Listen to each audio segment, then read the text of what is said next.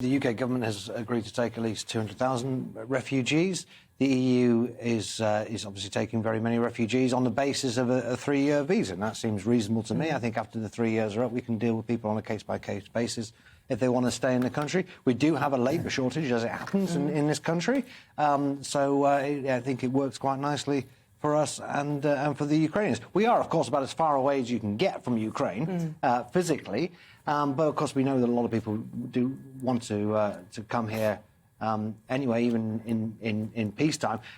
You know, the asylum system has kind of become rather unpopular with a lot of people in the country over recent years because it's been abused. We've had 1,000 people a day at times coming over the channel in dinghies, many of whom, let's face it, are economic migrants rather than genuine refugees. But the UK has a very good record of taking in refugees from wars over the years, and I'm sure they'll be very welcome. Begs the question, though, how they'll actually get here, because, you know, if they're going to go across land borders and so on and so forth, that's fine.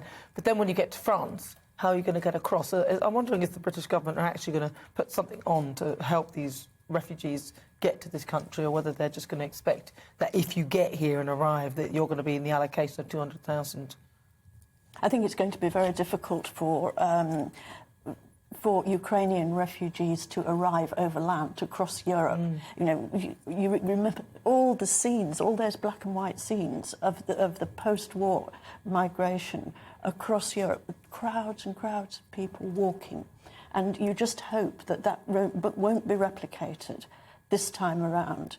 We've seen snatches of it with people leaving all different parts of Ukraine to walk into Poland. And it seems that most of the refugees have gone there, at least to start with.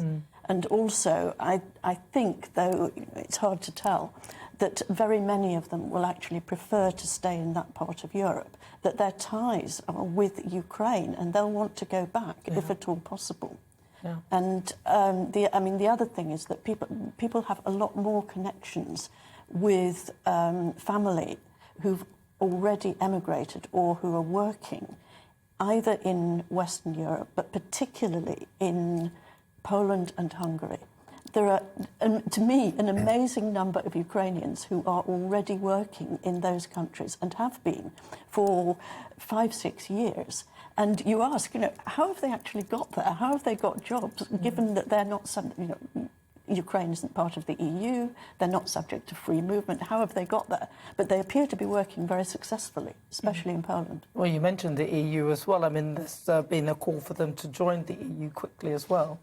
Yeah, I mean, there'll be this Putin's invasion of Ukraine will hasten calls for Ukraine to join the EU and NATO. I mean, Putin has become the glue that holds kind of... His aim was to divide Europe, and Putin's in some ways become the glue that's created this new sense of social solidarity. And with the refugees, for example, there is a sense that I think there'll be Europe-wide agreements in terms of countries taking more refugees. We've seen Boris Johnson, the government's pledged already to take 200,000, because they won't just be all left to...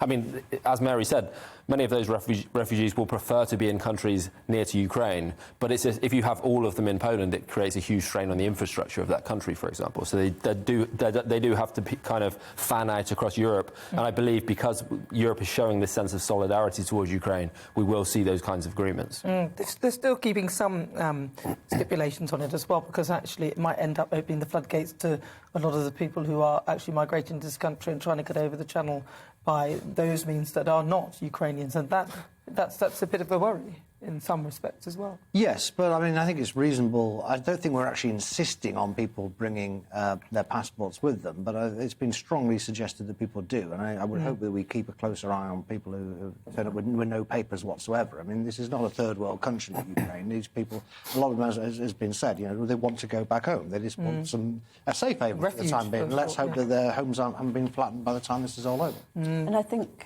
Germany and maybe Poland also have made some scheme where if you've got a Ukrainian passport, you can travel free on the trains to get wherever you want to go.